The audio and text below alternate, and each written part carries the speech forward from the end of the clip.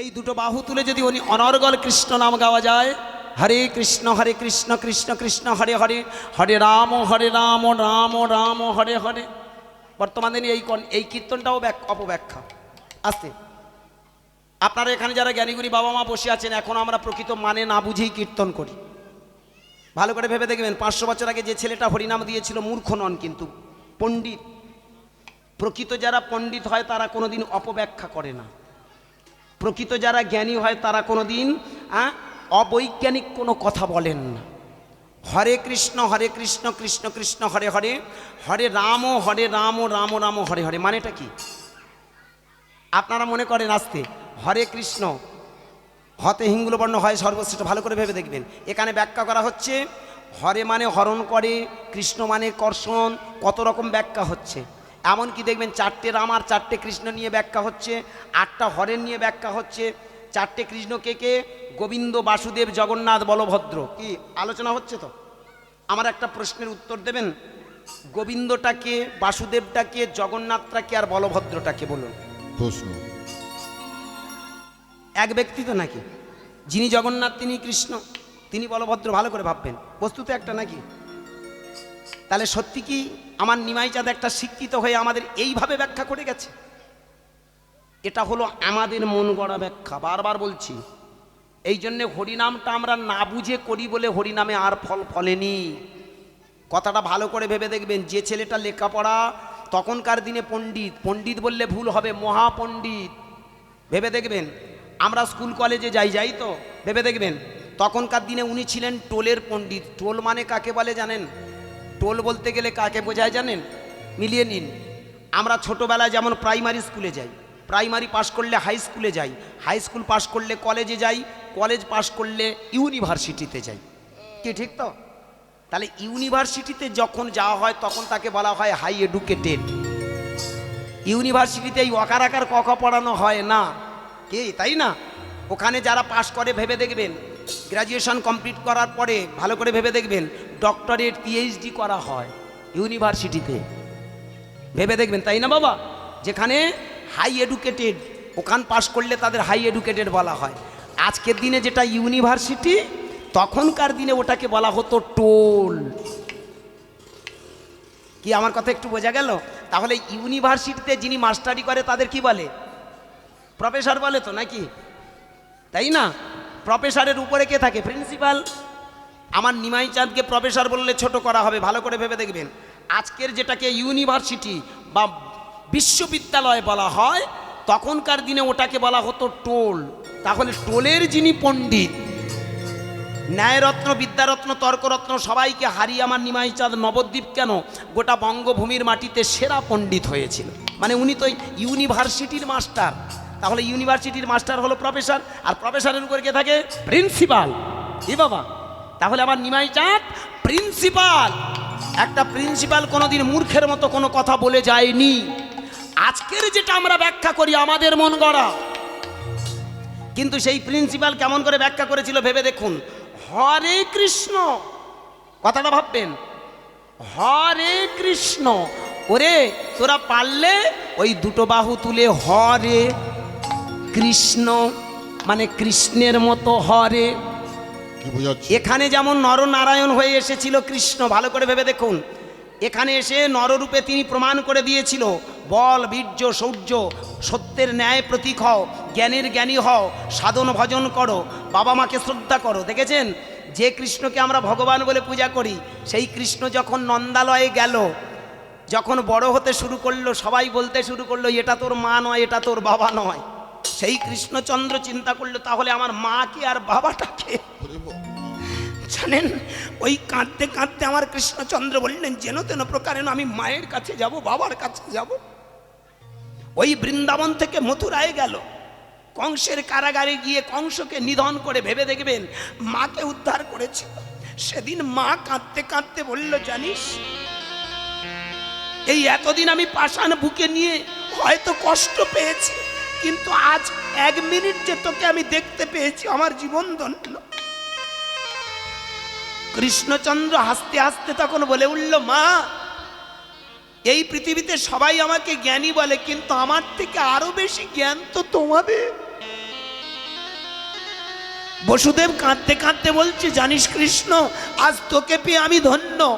কৃষ্ণ তখন ঘুরিয়ে বলছে, বাবা তুমি আমাকে পেয়ে কতটা ধন্য হয়েছো জানি না, কিন্তু আমি সন্তান হয়ে তোমাদের মতো বাবা মা পেয়েছি, এটা আমার বড় ভাগ্য।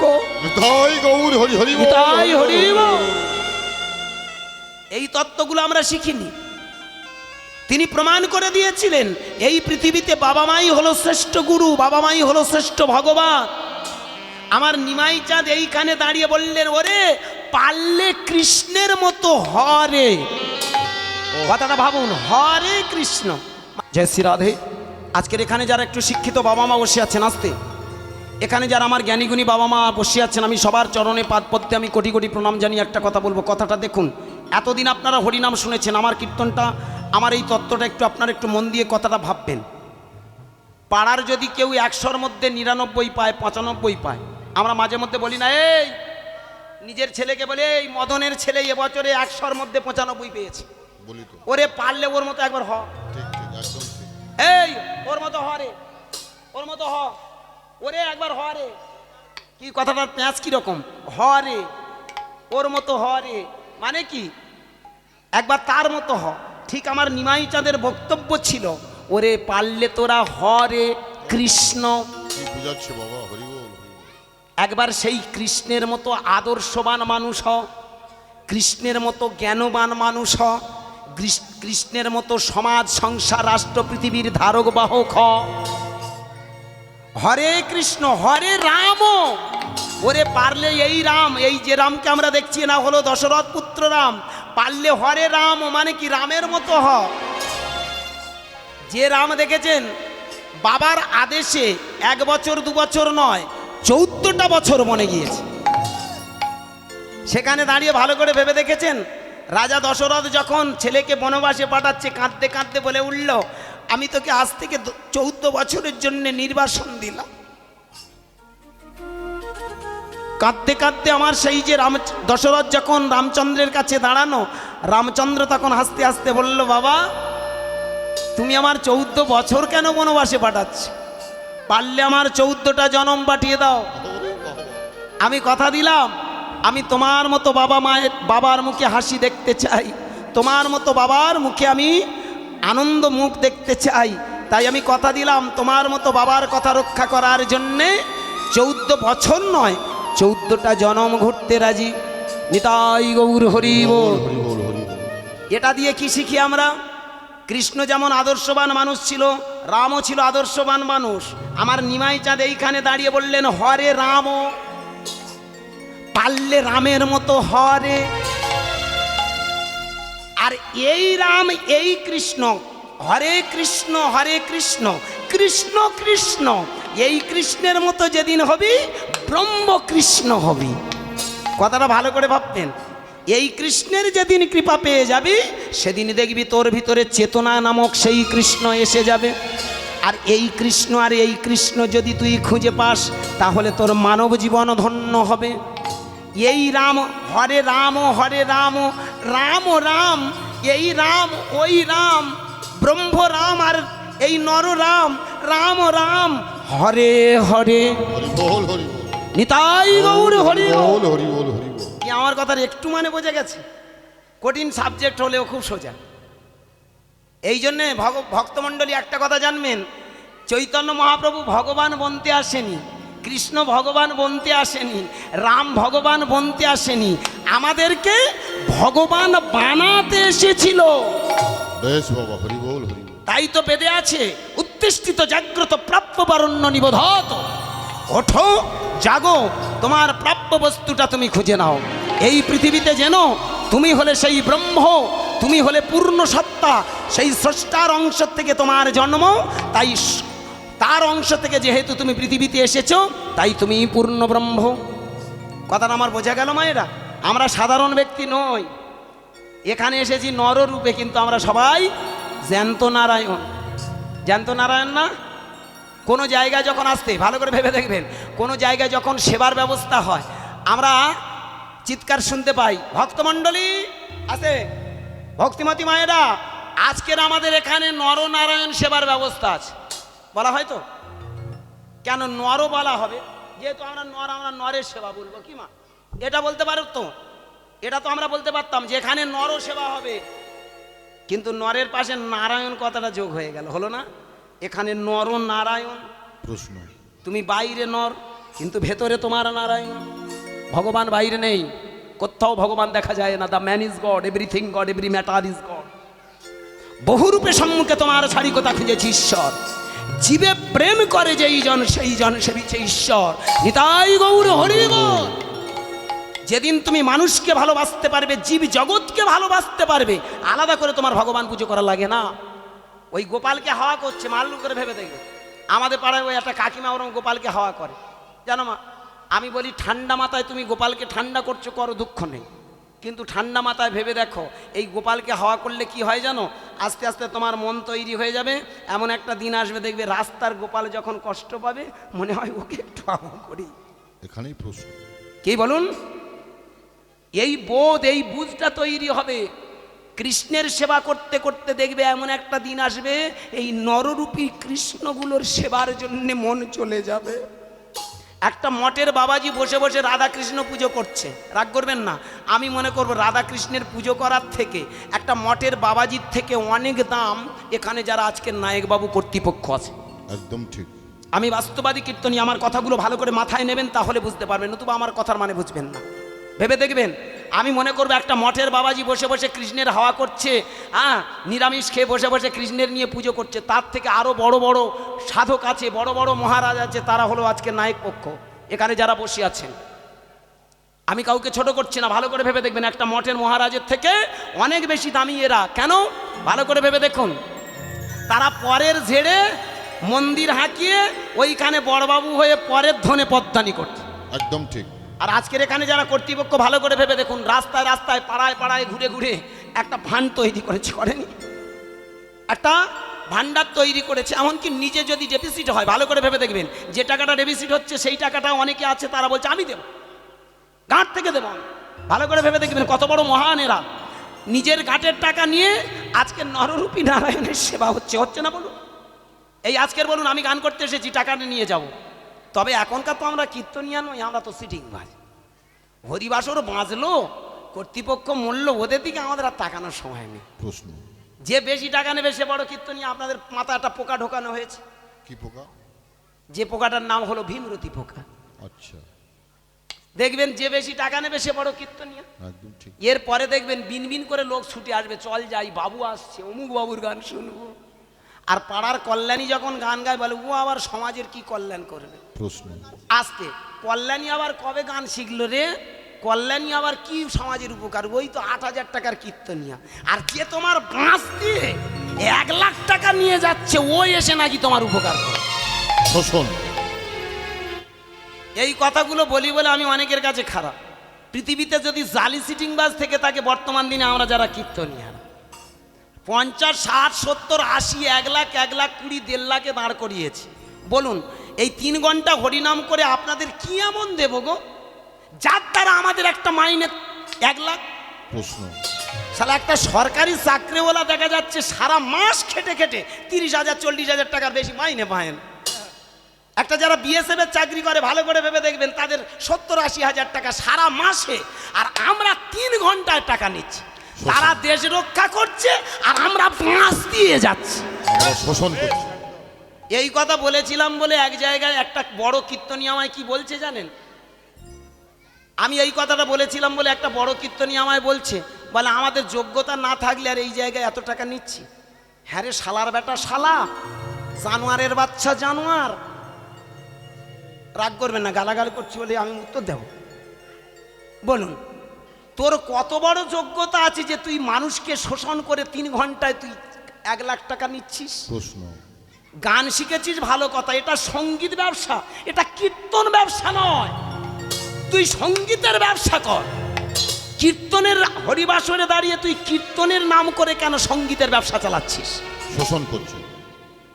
আমাকে একজন বলেছিল, বলে আমরা হীরের টুকরো আর আমি নাকি লোহা। আচ্ছা। আমি আর বলবো না, ভালো করে ভেবে দেখবে। সে আমায় বোঝাচ্ছে আমরা হীরের টুকরো, হীরের দাম বেশি না লোহার দাম বেশি? ওই জন্য কম টাকা নিই বলে মাগো আমরা নাকি লোহা আর ওরা নাকি হিরে। তা কত বড় হীরের ধার তুই বাবা লাইনে আয় দেখি। প্রশ্ন। 34 বছরের কীর্তনিয়া কম টাকা গান গাই বলে মাগো আমাদের দাম নেই। আর 20 বছর গান শেখানে তারা শালা সব নিচ্ছে কত 1 লাখ 1.5 লাখ। আমি মাঝে মধ্যে ভাবি আপনারা সত্যি চিন্তা ভাবনা এক নিয়েছেন আর আমরাও এক চিন্তা ভাবনা নিয়েছি। বৈষ্ণব যারা হবে তাদের আবার এত টাকার লোভ কেন গো? এখানেই প্রশ্ন। একটা হরি তো কি গাঁটের মধ্যে লুকিয়ে রেখেছিল আর একটা নিয়ে গৌর হরির হাতে দিয়েছিল। লোকটা অন্য কেউ নয়, গোবিন্দ ঘোষ। যেই একটা হরিত্ব কি পরের দিন দিল বলে তুমি বৈষ্ণব নও। কেন? যার মধ্যে সঞ্চয় প্রবৃত্তি থাকবে সে কোনোদিন প্রকৃত বৈষ্ণব হতে পারে না। একদম ঠিক। সে সমাজের প্রকৃত ধারক বাহক হতে পারে না। কি তাহলে যারা এখানে চৈতন্য নিয়ে 60-70 1 লাখ টাকা নিচ্ছে এরা কোন গোবিন্দ? এটা শোষণ। এই জন্য আমি লোহা হয়ে হীরের টুকরোগুলো একটু কুচে রেখে চলে যাব। হ্যাঁ বাবা একদম ঠিক। আমার ধান্দা এটাই। আমার শেষ ইচ্ছা, যেহেতু আমি লোহার টুকরো আমার তো দাম নেই, হীরের টুকরোগুলো কুচে রেখে যাব। ঠিক ঠিক। জানি না আমার দরকার নেই আর আমার আশা লাগবে না পৃথিবীতে, হয়তো আমি আর আসবো না। শুধু পা দুটো জড়িয়ে ধরে বলবো আমার কথাগুলো একটু শুনে রাখুন, মনে হয় ভবিষ্যতে কাজে লাগতে পারে। যেভাবে আমরা শোষণ চালিয়ে যাচ্ছি সমাজ সংসারটাকে শেষ করে দিয়েছে। পাড়ায় পাড়ায় বলুন, রাস্তায় রাস্তায় ভিক্ষা করে আমার বাবা ঠাকুর আজকের হরিসভাগুলো করছে। আমরা 3 ঘন্টায় 50, 60, 70 হাজার নিয়ে যাচ্ছি। বলুন এটা কত বড় বেঈমান বলুন তো, কত বড় অপরাধ বলুন তো, কত বড় সমাজের পক্ষে ক্ষতিকারক বলুন তো। একদম ঠিক। অথচ আপনারা মুখ বুঝে সহ্য করছেন। বেশি টাকার কীর্তনিয়া না আসলে লোক জড়ো হবে না। দোষটা শুধু কীর্তনিয়ার নয়, এদেরও খুব ইচ্ছা, এদের ঝোঁক খুব। ঠিক ঠিক। বড়বাবু না আসলে আমাদের লোক হবে না। তা তুমি লোক জড়া কীর্তন করে আর সমাজটাকে কেন বাবা ধ্বংস করছে? অশান্তি হয়ে যায়। আমি অনুরোধ করব, পা দুটো জড়িয়ে ধরে বলবো, দুই পক্ষকে বলবো বাবা একটু বিবেকটাকে জাগ্রত করো, তারপর হরিনাম দাও। তা না হলে সঙ্গীতের ব্যবসা করে কীর্তনের নামে আমরা শোষণ করে চলে যাব। নিতাই গৌর হরি বল। আমি অনুরোধ করব, আজকের বৈষ্ণব যদি থেকে থাকে আমার বাবা ঠাকুরা, ভালো করে ভেবে দেখুন। একজন মঠের বাবাজির যার ক্ষমতা নেই সেটা আজকের এখানে লক্ষ্য করে দেখবেন। আমরা তো চলে যাব, খুব ঠান্ডা মাথায় ভেবে দেখুন তো। পাড়ায় পাড়ায় ভিক্ষা করে আজকের এই হরিবাসরটা নির্মাণ করেছেন আমার গভর্নিং কমিটির বাবা মায়েরা। আমরা হরিনাম শুনে চলে যাব, আমরা টাকা নিয়ে বাড়ি চলে যাব। কিন্তু এই পাগলগুলো দেখেছেন, এই চটটা পেতেছে ওরা আর গুড়াবে ওরা। এই গুড়ানোর সময় দেখবেন চোখে জল এসে যাবে। কালকে সকালবেলা যখন চটগুলো গুড়াতে আসবে না, কাঁদতে কাঁদতে চটটা গুড়াতে গুড়াতে একটাই কথা বলবে, হে ভগবান, কত মানুষ এসেছিল, কত মানুষ শুনে গেল, তুমি বিশ্বটাকে ভালো রেখো প্রভু, সবাইকে তুমি সুখে রেখো। দেখেছেন নিজের টাকা খরচ করে নিজের পরিশ্রম ব্যয় করেও চোখের জল ফেলতে ফেলতে যারা ভগবানের কাছে প্রার্থনা করে, বিশ্ব স্রষ্টার কাছে প্রার্থনা করে, হে বিশ্বপিতা সবাইকে ভালো রেখো, সবাই যেন শান্তিতে থাকে, আমার এই গ্রাম, আমার এই দেশ, এই রাষ্ট্র, এই পৃথিবী যেন সুখে থাকে। এরাই তো প্রকৃত সাধক নাকি? ওই জন্য ভালো করে ভেবে দেখবেন, যখন করোনা হয়েছিল আমাদের মতো চৈতন্যধারী লোকগুলো কেউ ছিল না। ছিল কি বলুন? কোনোদিন ছিল না। আর সেই সময় দেখবেন যারা প্রকৃত সাধক তারাই এসে না দাঁড়িয়েছিল। পৃথিবীতে আমি মনে করব একটা মঠের বাবাজির থেকে, একটা বৈষ্ণবের থেকে, একটা নিরামিষ খাওয়ার লোকের থেকে একজন বিএসএফ এর চাকরি করা মানুষ অনেক দাম, অনেক বড় সাধক, অনেক বাবা। ঠিক। সে বাবা মাকে ছেড়ে, সংসার ছেড়ে নিজের আত্মবলিদান করছে। ভালো করে ভেবে দেখবেন, যারা বিএসএফ এর চাকরি করে আমি তাদেরকে স্যালুট করি, যারা প্রশাসন তাদেরকে আমি শ্রদ্ধা করি, যারা নার্স আছে, ডাক্তার আছে তাদেরকে আমি স্যালুট জানাই। যারা দেশ সমাজ অর্থ নেয় ঠিক কথা, কিন্তু সমাজটাকে তারা ধরে রেখেছে। আজও তারা সমাজটাকে সুস্থ রাখার জন্য প্রাণপণে চেষ্টা করে। ভেবে দেখেছেন যারা বিএসএফ এর চাকরি করে এই সময়টা তাদের কি পরিস্থিতি? নিজেদের প্রাণ বিসর্জন দিয়েও দেশটাকে রক্ষা করছে। আর যেই করোনা এলো আমরা নিজেদের রক্ষা করার জন্য সব মন্দিরে ঢুকে গেছিলাম। একদম ঠিক। প্রত্যেকটা মন্দিরে চাবড়া চাবড়া তালা। বলুন, যে সময়টা করোনা এসেছিল আমাদের মতো চৈতন্যধারী আর কেউ ছিলাম? আমি তো বিশেষ করে মাগো 3 বছর ফোন সুইচ অফ করে গেছিলাম। আমার বউ বলে ওসব হরিনাম টাম করতে হবে না, যে কটা টাকা কামিয়েছো আমাদের এরকম একটা করোনা কেন, 10টা করোনা আসলেও আমরা খেয়ে শেষ করতে পারবো। হ্যাঁ গো, কি বুঝাচ্ছে বাবা? 3 বছর 19, 20, 21। তারপরে যখন ফোনটা খুলে দিলাম, কিছু নায়কবাবু ফোন করে বলছে, বাবা কি ব্যাপার গো, তোমার ফোনে পায়ে পেলাম না, করোনার সময় কোথায় ছিলে? তা আমরা তখন বলেছি, আমি একটা কথা বলেছি, আমি জলে পড়ে গিয়েছিলাম। হ্যাঁ উনি, আচ্ছা না না, আমি নয়, আমার ফোনটা। মাগো ফোন জলে পড়েছে, আমিও পড়েছি। আস্তে, ফোনও জলে, ফোনও জলে পড়েছে, আমিও পড়েছি, তবে এই জলে নয়, আতঙ্কের জলে পড়ে গিয়েছিলাম। না জানি মরে যাব, না জানি শেষ হয়ে যাব। অথচ যেই ভ্যাকসিন আবিষ্কার হয়ে গেল, সঙ্গে সঙ্গে আমরা বলতে শুরু করেছি, হরিনাম করো ভগবান মিলবে, কৃষ্ণ নাম করো ভগবান দর্শন হবে। হ্যাঁ রে, তোরা তখন কোথায় ছিলিস? তারা কোথায় ছিল? বাহ, ঠিক। যখন করোনার সময় মানুষ যখন পাগল হয়ে ঘুরে বেড়াচ্ছে, তোরা তখন এই কীর্তনের ভ্যাকসিনটা কই মানুষের দিলি না? আসলে আমরা কারা আমরা জানি তো, হ্যাঁ? আমরা সেই কীর্তনিয়া নই যে কীর্তন দিয়ে সমাজটাকে রক্ষা করা যায়। আমার নিমাই চাঁদ হলো সেই কীর্তনিয়া বেশ বাবা। যে কীর্তনের মাধ্যম দিয়ে সমাজটাকে রক্ষা করেছে বিনি পয়সায়। অনেকে বলতে পারেন, আসতে গুরুদাস বাবু তোমার গান শুনি, তুমি চিৎকার করো, তুমি কীর্তনিয়াদের এইসব অনেক মানুষের অনেক কথা বলো, কিন্তু তুমি কত টাকা নাও? আমি আজকের আবারও কথাটা বলছি, যেটা আমি ইউটিউবে প্রত্যেকটা জায়গায় দাঁড়িয়ে বলেছি, আজও সেই কথা বলছি, উইদিন ক্যামেরা অন দ্য স্টেজে দাঁড়িয়ে। আজও পর্যন্ত কোনো হরিসভায় কোনো নায়কবাবু আমাকে বলতে পারবে না আমি প্রেশার ক্রিয়েট করে টাকা নিই। আমি বলি, বাবা আমার 7-8টা ছেলে আছে, এদের একটা মাইনা দিতে হয়। ভালো করে ভাববেন, এক একটা ছেলেকে 12, 13, 1400, 1500 টাকা করে দিতে হয়, তাহলে 7টা ছেলের একটা পয়সা খরচ আছে। তা কত খরচ হতে পারে? 10,000 যাক। একটা গাড়ি আসবে কত যাক? 6,000, 7,000 যাক। আমি যদি 22,000 টাকায় গান করি, আমি মিথ্যে কথা নয়, 22,000, 25,000-এর মধ্যে গান গাই। আজকের আমার এখানে কাছাকাছি বলে আমি কম টাকায় গান গাই, বাইরে হলে একটু 25,000-এর উপরে আমি কোনোদিন কারোর কাছে চাই না। একটাই কারণে বলি, বাবা গাড়ি ভাড়ার আছে, কস্টিং চার্জ আছে, একটা জায়গায় যেতে হয়তো 8,000, 9,000, 10,000 খরচ, তাহলে 10, 10, 20,000। আমি যদি 22,000 বা 25,000 টাকা নিই, 1,000 টাকা ঝাড়বো, 5,000 টাকা ঝাড়বো। বলুন 3 ঘন্টায় 5,000 টাকা কামাচ্ছি, কম টাকা? অথচ ভালো করে ভেবে দেখবেন, একটা এই কথাগুলো বলি বলে কীর্তনিয়াদের আবার একটু ঝাল লাগে। তুমি 3 ঘন্টায় 5,000 টাকা কামাচ্ছ, তোমার তাতে মনোতুষ্টি হচ্ছে না। তোমার গোষ্ঠীটা এসি রুমের ভিতরে শুয়ে আছে, তাতেও মনোতুষ্টি হচ্ছে না।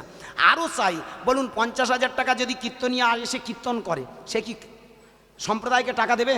হতে দেয় না। 20 টাকা চেয়েছিল বলে একটা বড় কীর্তনিয়ার দলে একজন করতাল বাজাতো, 20 টাকা চেয়েছিল বলে, তুই চলে যা, তোর মতো মাল আমি খুঁজে নেব। ভালো করে ভেবে দেখুন, আমরা কত নিখুঁত জানোয়ার।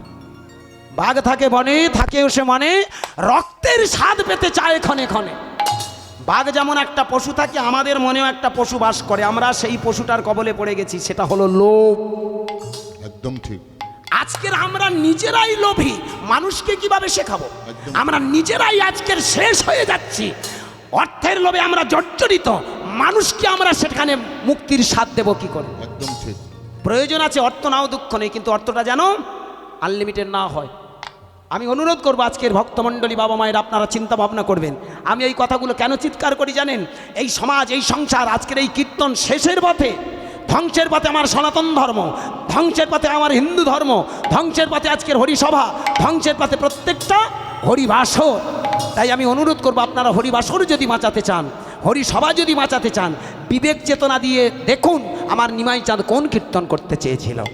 নিমাই চাঁদ তাই দেখিয়ে দিয়েছিল, তোরা একবার কৃষ্ণের মতো হ, সত্য ন্যায় নিষ্ঠ মানুষ হ, তোরা রামের মতো হ রে রাম। ওরে এই রামের মতো হলে, এই কৃষ্ণের মতো হলে সেই কৃষ্ণের পাবি, এই রামের কৃপা যদি পাস একবার, সেই রামের পাবি। একদম বাহ। তাই সত্য ন্যায় নিষ্ঠ হ, দেবতার পুজো করতে লাগে না, দেবতার আদর্শ মানতে লাগে। তাই চলুন, নিতাই গৌর হরি বল। হরি বল। বেলা হয়ে যাচ্ছে, ছোট করে আমি কথা দিয়েছিলাম একটা বলি নিয়ে কীর্তন গাইব, কি বলেছিলাম তো? আপনারা যারা হরিনাম শুনছেন, তো চলুন আমরা একটু ছোট করে সেই লীলা শুনে নিই। এই বলি প্রথাটা আদৌ সমাজের পক্ষে মঙ্গল নয়, সেটা প্রমাণ করে গিয়েছিল কে? ভক্ত কবি জয়দেব। তো আজকের আমার যে বিষয়বস্তুটা হবে, রাজা লক্ষণ সেনের সভাকবি ভক্ত জয়দেব। লীলাটা আপনাদের কাছে হয়তো অনেকের কাছে আনকমন, অবশ্যই আনকমন লীলা। এটা আমার পেয়েছিলাম আমার শ্রদ্ধেয় গুরুজি, তত্ত্বের বিশারদ, যিনি আমার ইহকালের গুরু, পরকালের গুরু, আমার কবিগান, আমার তর্জগানের গুরু গোপাল তর্জাদার। আপনারা অনেকে কি তার মুখে গান শুনেছেন। আমার সেই গুরুদেব উত্তরপাড়ায় বাস, আমার গুরুর মুখে আপনারা যারা খুব বয়স্ক বাবা মা আছেন এখানে বসে তারা তর্জা কবি গান শুনেছেন। আমি উত্তরপাড়ার সেই গোপালবাবুর ছাত্র, তো আমার গোপালবাবুর কাছে থেকে এই যে লীলাটা আমি পেয়েছি আজকে সেটাই আপনাদের চরণে নিবেদন করব ছোট করে, কারণ এরপরে আবার টাইমে চলে আসবে দল। উঠেছি 2টোর সময়, আমি একটু বেশি টাইম গাই, কারণ এরপরে যারা আসবেন তারা অনেক দামি স্বনামধন্য কীর্তনিয়ার, তারা 3 ঘন্টা 3.5 ঘন্টার বেশি তো আর গাইবে না, 4 ঘন্টা গাইতে তাদের খুব কষ্ট। আমি একটু কম টাকায় একটু বেশি করে গাই, কাউন্সিলের দল। একদম ঠিক। তো যাই হোক ভক্তমণ্ডলী মায়েরা চলুন, তো আজকে চলুন আমরা এগিয়ে যাই একটু আস্তে আস্তে সেই লীলার কথা। রাজা লক্ষণ সেনের সভাকবি ভক্ত জয়দেব। চলুন, আপনারা জানেন আজকের দিনে এটা আমাদের পশ্চিমবঙ্গ, ওটা পূর্ববঙ্গ, কিন্তু এক সময় পূর্ববঙ্গ পশ্চিমবঙ্গ এক ছিল, কি তাই না বাবা? আমরা যারা এখানে যারা এডুকেটেড ছেলে, ভালো করে, পাকিস্তানটা কিন্তু ভারতবর্ষের অংশ, কি আফগানিস্তানটা আমাদের ভারতবর্ষের অংশ। আজকের যতই যা বলি না কেন, যা কিছু করি না, যত আমরা তো রক্তারক্তি হচ্ছে, মারামারি হচ্ছে, আমাদের নিজেদের বাঁশ নিজেরা তৈরি করে নিচ্ছি। তা ভালো করে ভেবে দেখবেন, যাক বেশি দূরে না, এইটুকু শুধু বলবো। চলুন আমরা বিষয়ের যেটা এগিয়ে যাই। টোটাল এই বঙ্গের রাজা, পূর্ববঙ্গ নয় পশ্চিমবঙ্গ নয়, পূর্ববঙ্গ আর এই পশ্চিমবঙ্গ টোটালকে বলা হতো বঙ্গভূমি। আর এই বঙ্গের রাজা ছিল রাজা লক্ষণ সেন। এই রাজা লক্ষণ সেন ছিলেন, যারা হিস্ট্রির ছাত্র, আস্তে কথাটা একটু মন দেবেন, যারা ইতিহাসের ছাত্র আমার কথাটা মিলিয়ে নেবেন। রাজা লক্ষণ সেন ছিল একজন রাজা, তার রাজত্বকাল ছিল 1189 থেকে 1205 সাল পর্যন্ত। এই সময়টার গল্প ভালো করে ভেবে দেখুন। 1200 মানে কি? 12, 13, 14, 15, 16, 17, 18, 19, 2000, কি তাই তো? ভালো করে মন দিয়ে শুনবেন, এটা 2025 চলছে। তাহলে আজ থেকে কত বছর? 1, 2, 3, 4, 5, 6, 7, 8, 9, 900 বছর আগেকার কথা। রাজা লক্ষণ সেন ছিল মায়ের ভক্ত, কালীর ভক্ত। জানো মা, প্রতিদিন গঙ্গা স্নান করে এসে ওই মায়ের মন্দির ছিল, মা কালীর মন্দির ছিল, ওই মূর্তির সামনে বসে বসে গান গাইতো আর মাকে জানাতো, মা জয় মা, জয় মা, মাগো দে মা আমার চোখের জ্যোতি, দে মায় আমার চোখের জ্যোতি, দে মা আমার চোখের জ্যোতি, দে মায় আমার চোখের জ্যোতি, যে চোখেতে দেখবো আমি মূর্তি ওই ধূমাবতী, যে চোখেতে দেখবো আমি মূর্তি মই ধূমাবতী, হে মা আমার চোখের জ্যোতি, হে মা আমায় চোখের জ্যোতি মা।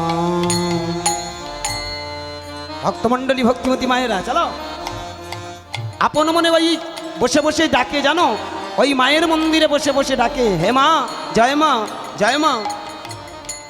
কখনো মা মা কমলা, কখনো মা মা বগলা, কখনো মা মা কমলা, কখনো মা মা বগলা, কখনো মা ধূমাবতী, শিবের তুমি সাথী সতী, কখনো মা ধূমাবতী, শিবের তুমি সাথী সতী, দে মায় আমার চোখের জ্যোতি, দে মায় আমার চোখের জ্যোতি মা। বল দেখি মন সেবা কেমন, নাথের বুকে মারে লাথি, বল দেখি মন সেবা কেমন, নাথের বুকে মারে লাথি, ভক্তজনা ভেবে বলে এসব মায়ের সব ডাকাতি, ভক্ত জনা ডেকে বলে এসব মায়ের সব ডাকাতি, দে মায় আমার চোখের জ্যোতি, দে মায় আমার চোখের জ্যোতি, দে মায় আমার চোখের জ্যোতি মা। প্রেম সে বলো নিতাই গৌর হরি বল হরি হরি হরি। বল। ভালো করে ভেবে দেখবেন, এখানে অনেক মায়ের ভক্ত আছে, আছেন মা? আছেন তো? এখানে অনেক মা কালীর ভক্ত আছেন। একটা কথা বলে রাখি, পৃথিবীতে 5 রকম ভক্ত পাওয়া যায়: শাক্ত, শৈব, সৌর, গানপত্য, বৈষ্ণব। এখানে যারা বসে আছেন আমার জ্ঞানীগুণী বাবা মা, ভালো করে ঠান্ডা মাথায় ভেবে দেখবেন, 5 রকম ভক্ত, এর উপরে কোনো লাইন নেই। 5টা প্রধানত কি কি? শাক্ত, শাক্ত মানে মা কালীর পূজা যারা করে, শক্তির আরাধনা যারা করেন তাদেরকে শাক্ত বলা হয়। শৈব, যারা শিবের পূজা করে। আপনি পাহাড় অঞ্চলে যাবেন, আজও দেখবেন ওখানে দাঁড়িয়ে প্রচুর মানুষ আছে যারা শিব শম্ভু, জয় বাবা ভোলেনাথ, ওম শঙ্কর। ভালো করে ভেবে দেখবেন, এদেরকে বলা হয় শৈব। তাহলে শাক্ত হলো মা শক্তির যারা পূজা করে, শৈবকারা যারা শিবের আরাধনা করে, শাক্ত শৈব। সৌর, সৌরকারা যারা সূর্যের পূজা করে। এখানে কারা কারা কপিল মুনির আশ্রম মানে গঙ্গাসাগরে কারা কারা গেছেন একটু হাত তোলা যাবে? বেশ বেশ, ও বাবা বেশ, রাধে রাধে, খুব ভালো থাকুন, দণ্ডবত। যারা গেছেন নিশ্চয়ই দেখেছেন ওখানে প্রচুর ভক্ত আছে যারা এক বুক জলে নেমে সূর্যের আরাধনা করেন। পাহাড় পর্বতে মানুষগুলো থাকেন, দেখবেন প্রকৃত বৈষ্ণব যারা হয়, প্রকৃত যারা সাধক হয়, প্রকৃত যারা সাধন ভজন করেন, তারা কিন্তু আমাদের মতো এই রকম ওই মোটাসোটা হয় অনেকে দেখবেন, কিন্তু দেখবেন তাদের মধ্যে সাধনার প্রবল আছে। তবে বেশিরভাগ সাধকরা শরীরটাকে জীর্ণ করে ফেলে, ভেবে দেখবেন। কারণ যারা একাহারী হয় তাদের কিন্তু বাইরের ওই যে মোটাসোটা হয় না, স্থূলাকার হয় না, কিন্তু ভেতরে তাদের সাধনাটা স্থূলাকার হয়। ভেবে দেখবেন, যারা ওই গঙ্গাসাগরে গেছেন অনেক ভক্ত দেখেছেন এক বুক জলে নেমে সূর্যের তর্পণ করছে, করে না? এইভাবে তারা প্রণাম করে, সূর্যকে প্রণাম করে। অং জবা কৌশম শঙ্কাশং কশ্যপ্যং মহাদূতিম ধন্তরিং সর্ব পাপগ্নম প্রণোতস্মি দিবাকরম। অং জবা কৌশম শঙ্কাশং কশ্যপ্যং মহাদূতিম ধন্তরিং সর্ব পাপগ্নম প্রণোতস্মি দিবাকরম। অং জবা কৌশম শঙ্কাশং কশ্যপ্যং মহাদূতিম ধন্তরিং প্রণোতস্মি দিবাকরম। আপনারা আজও এখানে অনেক মা আছেন যারা স্নান করতে নেমে এই মন্ত্রটা বলেন, বলেন তো, ওং। ভালো করে ভেবে দেখুন, সূর্যকে প্রণাম করছেন কিন্তু প্রথমে ওম। আমি এতক্ষণ বকর বকর করাটা আপনারা হয়তো অনেকে মানে বোঝেননি। পৃথিবীর আদি মন্ত্র কিন্তু ওম। কৃষ্ণ ও, রাম ও, নারায়ণ ও, ওং নমঃ শিবায় ও। এই ওংটা এমন একটা মন্ত্র আছে যে মন্ত্রটা জপ করলে আমাদের এই যে হিউম্যান বডির মধ্যে যে ষটচক্র আছে, খুব ভাইটাল একটা পয়েন্ট, মন দেবেন, নোট দিস পয়েন্ট। এই পয়েন্টটা কিন্তু খুব দারুণ একটা পয়েন্ট, ভালো করে ভেবে দেখবেন। আমাদের এই যে হিউম্যান বডির মধ্যে 6টা চক্র আছে। পায়খানার 2.5 অঙ্গুলি উপরে মূলাধার, যেখানে প্রস্রাব করি সেটা হলো স্বাধিষ্ঠান, যেটা নাভিকমল মণিপুর, যেটা বক্ষস্থল অনাহত, যেটা কণ্ঠস্থল বিশুদ্ধ, যেটা 2 ভ্রুর মাঝখান আজ্ঞা চক্র, আর অবশেষে এইখানে আছে সহস্রা। কি ঠিক তো? যারা মার্গে আছেন আমার কথাটা বুঝতে পারবেন, সবাই মানের বুঝবেন না। আর এই মার্গে যদি না যেতে পারেন, সারা জীবন হরিনাম করুন, সবটাই বৃথা। এটা হলো সূত্র। a + b হোল স্কোয়ারের সূত্র যেমন আছে, আস্তে a² + 2ab + b²। এই সূত্রটা জানলে তবে যেমন অঙ্ক করা যায়। আয়তক্ষেত্রের ক্ষেত্রফল মাপতে গেলে, পরিসীমা মাপতে গেলে যেমন 2 দৈর্ঘ্য + প্রস্থ, এই সূত্রটা শিখতে হয়। ঠিক আমাদের হিউম্যান বডির মধ্যে সূত্রটা জানতে হয়। সূত্রটা কি? আস্তে খুব মন দিয়ে শুনবেন। পায়খানার 2.5 অঙ্গুলি উপরে মূলাধার, প্রস্রাবের দ্বার স্বাধিষ্ঠান, নাভিকমল মণিপুর, বক্ষস্থল অনাহত, কণ্ঠস্থল বিশুদ্ধ, 2 ভ্রুর মাঝখান আজ্ঞাচক্র, আর যেখানে তথাকথিত আজকের দিনে সাধুরা চৈতন রেখেছে। এখনও অনেকে জানে না কেন চৈতন রাখতে হয়। নামে সবাই রাখছে, আমিও রাখবো। আমি বলবো ভুল ধারণা। চৈতন রাখা লাগে না যদি তোমার ভিতরে তুমি ষটচক্রকে জাগ্রত করে তোমার মনটাকে তুমি এইখানে নিয়ে আসতে পারো। আমরা তথাকথিত আসতে তথাকথিত যেভাবে আমরা দেখছি, এই যে মালা, তিলক, শিখা, ডোর, কোপনি, বহির্বাস, চৈতন, যা কিছু দেখি এগুলো হলো প্রাইমারি স্টেপ। কথাটা ভাববেন, এগুলো বাহ্যাচরণ। অ্যাকচুয়ালি মালা মানে তুলসীর মালা নয়, কৃষ্ণ নামের মালা। ভালো করে ভাববেন, খেতে শুতে যদি কৃষ্ণ কৃষ্ণ কৃষ্ণ কৃষ্ণ কৃষ্ণ বলেন তাহলে সেটাই হয় প্রকৃত মালা। শুধু চারটিখানে মাল বাইরে নিলেই লাভ নেই। অনেকে নামে তুলসীর মালা নিয়েছে অথচ চিটিংবাজের ধাপ, চিটিংবাজের একেবারে একশের, যেমন আমাদের মতো। এই দেখুন কগাছা মাল ঝুলিয়েছি, আমার এই পুঁতির মালাগুলো, এগুলো মিথ্যে কথা নয়। হরিবাসের আজকের ক্যামেরা আছে বলতে দ্বিধা নেই। আমার বাবাকে হারিয়েছি। বাবা, আমি তখন প্রথম যখন গান শিখি, বাবা আমার জন্য এই 3টে স্মৃতি এনে দিয়েছিল। আজও 3টে স্মৃতি আমার জীবনে আছে। বাবাকে হারিয়েছি। বাবার নবদ্বীপে গিয়েছিল, নবদ্বীপে গিয়ে আমি যে বছর প্রথম, আজ থেকে 33 বছর আগেকার কথা বলছি, বাবার নবদ্বীপে গিয়ে আমার জন্য 3টে জিনিস এনে দিয়েছিল, এই সেই পুঁতির মালা। এগুলো কিন্তু অন্য দামি কিছু নয়। বাবাকে হারিয়েছি কিন্তু দামি জিনিসটা হারাইনি। এটা বাবার স্মৃতি ছাড়া কিছু নয়। অনেকে বলে তুমি এই মালাগুলো কেন পড়ো? আমি কেন পড়ি এটা তাদের বলে বোঝাতে পারি না। আজকের হরিবাসরে দাঁড়িয়ে বলে গেলাম, এটা আমার বাবার স্মৃতি। মা জীবিত, মা বেঁচে আছেন। আমি ওপরে ভগবান আছে কিনা জানি না, আমি এইটুকু মনে করি আমার কাছে আমার বাবা মাই ভগবান। আমি জীবনে যাদের হতে আজকের এইখানে দাঁড়িয়েছি, সেইখানে আমি বলবো আমার জীবনের সব থেকে বড় ভগবান আমার বাবা মা।